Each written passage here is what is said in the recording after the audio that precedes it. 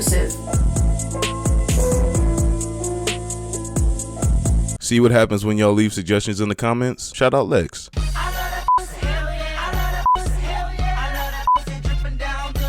Okay, this time I actually really don't know how to explain this. The movie opens with a bunch of totally real movie trailers that are definitely not fake. Yeah, we just gonna skip over all this shit. Fatty, Part 2.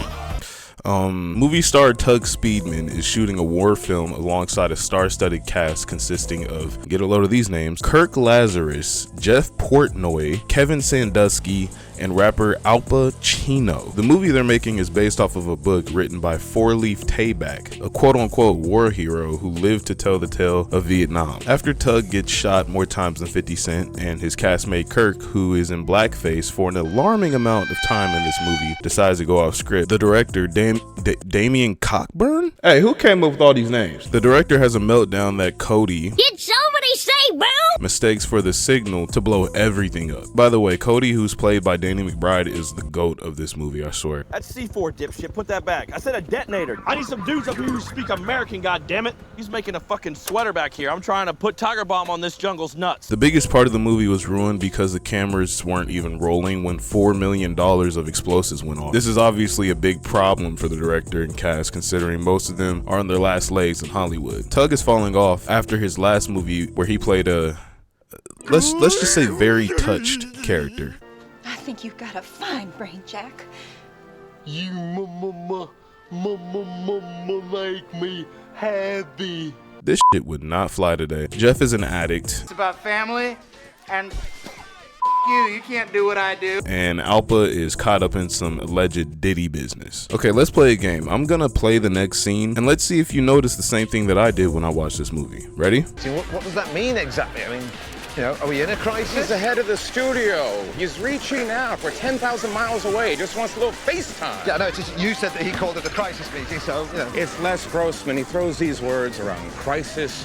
Did you see it? Nope. Wasn't the lady getting a beer shower. No, it wasn't the whose liver will fail first competition. By the way, no one wins here except the alcohol. And it definitely wasn't the big man who almost lost his life to a garden hose. It was the guy secretly trying to fuck a four-wheeler in the back. Yeah, we caught you in 4K, buddy. Director Damien gets a call from the very rich producer of this botched movie, Les Grossman. I guess Ethan Hunt finally had a mission that was too impossible. I like your cut, G. Les has a random guy assault Damien and threatens to shut the movie down if he doesn't get everyone to lock in. And after a night on the beach with Four Leaf, he decides to take the actors deep into the jungle to reshoot the movie. After destroying everyone's phone and hyping the cast up to shoot the greatest war film ever, Damien turns into a red mist, thanks to an old landmine.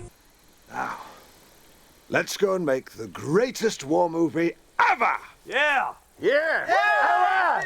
Right. Oh.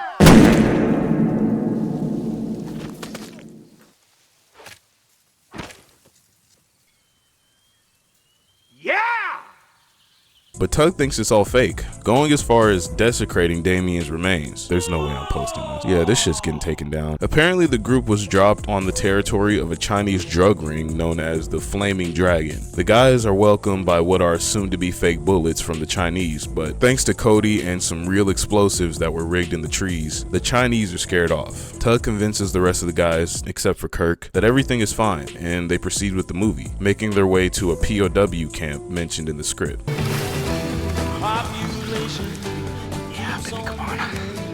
It's a little tasty. What you doing, Jeff? Fucking nothing, man. It's I'm eating jelly beans. Oh, I love jelly beans. Can I please? No, you can't have any fucking jelly beans. Jack Black's performance as a drug fiend will forever be underrated. I don't care.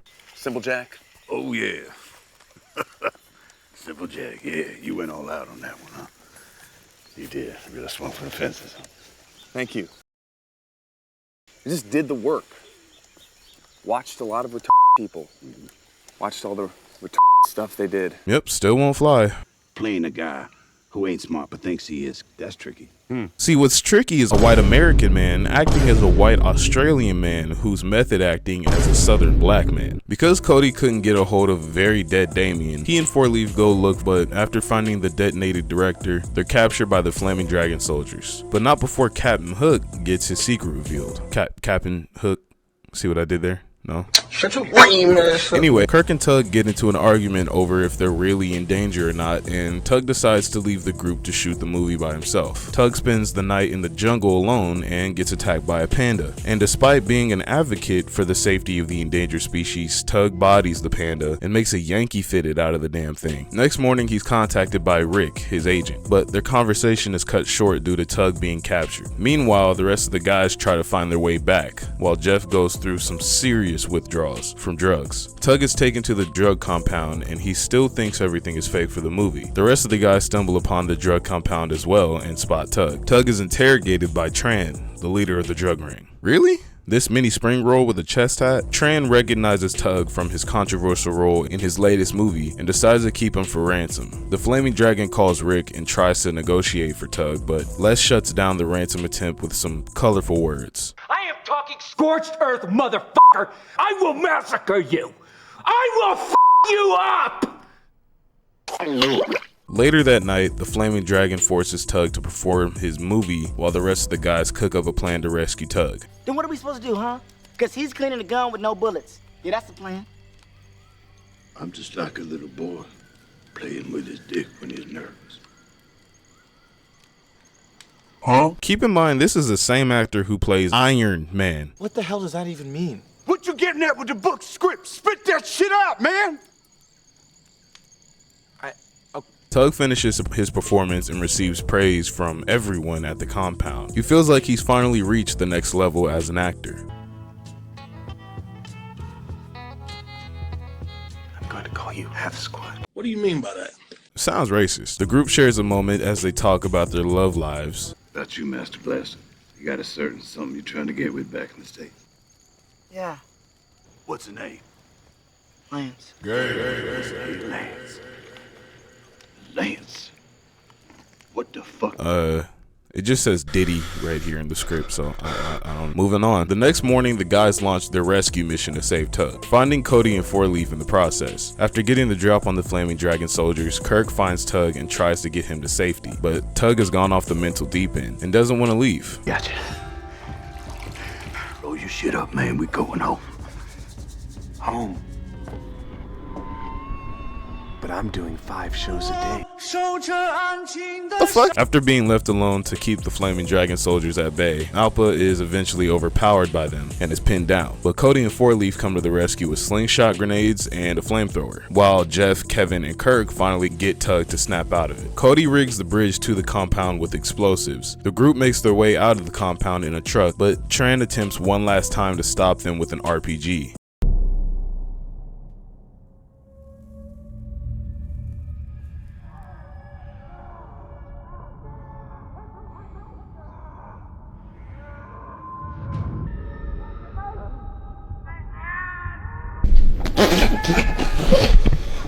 The group regains consciousness and makes their way to a convenient helicopter, but Tug can't leave without his newly adopted son, so he goes back for Half Squad. I have a son now. Little Half Squad. He needs me. I have to go back to him. You take care of the boys. I'll deal with these guys. Blow the bridge! Blow the fucking bridge!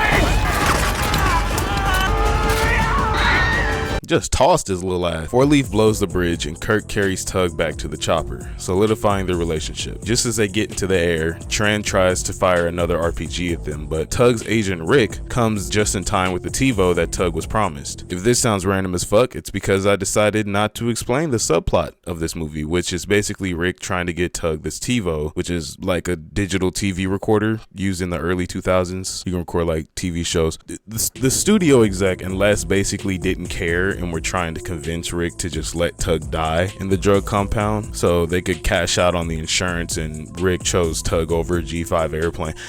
Anyway, if I explained all this, the video would have been like twice as long and I would have had to put on Subway Surfers or soap cutting videos just to keep y'all's attention. Rick throws the TiVo in front of the helicopter and saves everyone, and then he just takes off into the woods. The group gets to safety and makes an award-winning movie about the experience. After a Jason Bateman cameo and Tom Cruise shaking ass to T-Pain, the movie ends. I'm gonna show my kids this movie and tell them it's a World War III documentary. Subscribe.